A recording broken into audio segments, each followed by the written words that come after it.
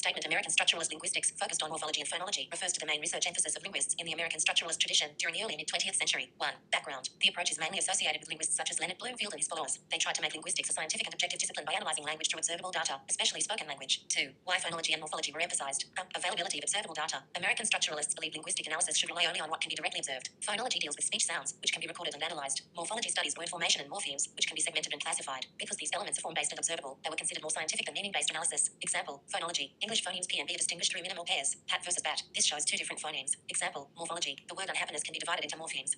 Prefix, happy, root, ness, suffix. 3. Influence of fieldwork on Native American languages. American structuralists were documenting many indigenous languages of North America. Many of these languages had complex morphological systems, so linguists concentrated on identifying phonemes and morphemes to describe them accurately. 4. Limited focus on syntax and meaning. They gave less importance to syntax and semantics because meaning was considered difficult to analyze objectively using scientific methods. 5. Conclusion. Therefore, American structuralist linguistics mainly concentrated on phonology and morphology because these levels of language could be systematically described through observable patterns, fitting the goal of making linguistics a rigorous scientific discipline. If you want, I can also show how this view later changed with Noam Chomsky and the rise of generative linguistics, which shifted attention towards syntax.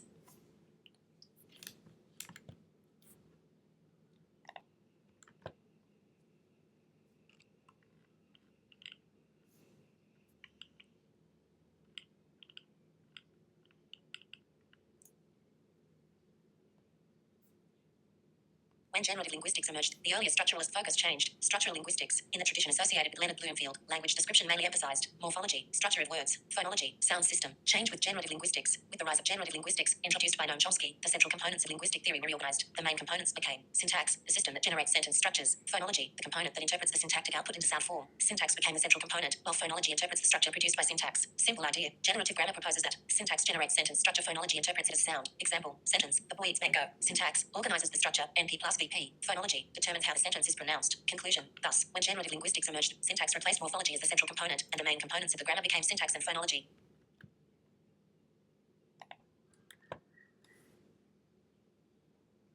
In generative linguistics, proposed by Noam Chomsky, morphology was not treated as an independent component of grammar. Instead, it was generally analyzed as part of syntax or phonology. 1. Morphology as part of syntax. Many word formation processes were explained through syntactic rules. Example, plural formation in English, cat plus s cats, boy plus s boys. In generative analysis, the plural marker s can be treated as a syntactic feature, plural, attached to a noun in the syntactic structure. So the syntax generates something like n plus, plural, which later appears as s. 2. Morphology as part of phonology. Some morphological variations were explained through phonological rules. Example, English plural suffix pronunciation. The plural s has 3 pronunciations, comma, s for cats, comma, z dogs, comma, z buses. Here, the form of the suffix changes due to phonological rules, not a separate morphological system. Conclusion. Therefore, in early generative linguistics, morphology was usually treated as part of syntactic structure or phonological processes rather than as an independent component of grammar.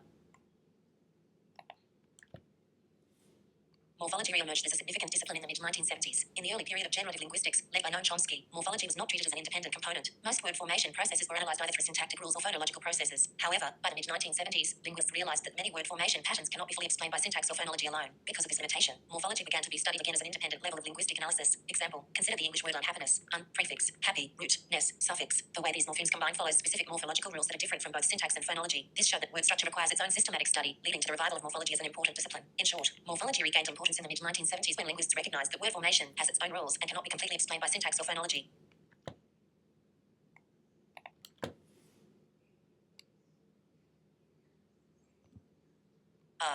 Robinson P. H. Matthews engaged in important work related to morphology in 1959. During this period, they contributed to the study of word structure and morphological analysis, emphasizing that morphology has its own systematic patterns and should not be reduced only to syntax or phonology. Example, word, rewrite, prefix meaning again, write, root verb. The formation plus write, rewrite follows a morphological rule of prefixation, which deals with how morphemes combine to form new words. Thus, the work of Robbins and Matthews in 1959 helped highlight the importance of morphological analysis in linguistics.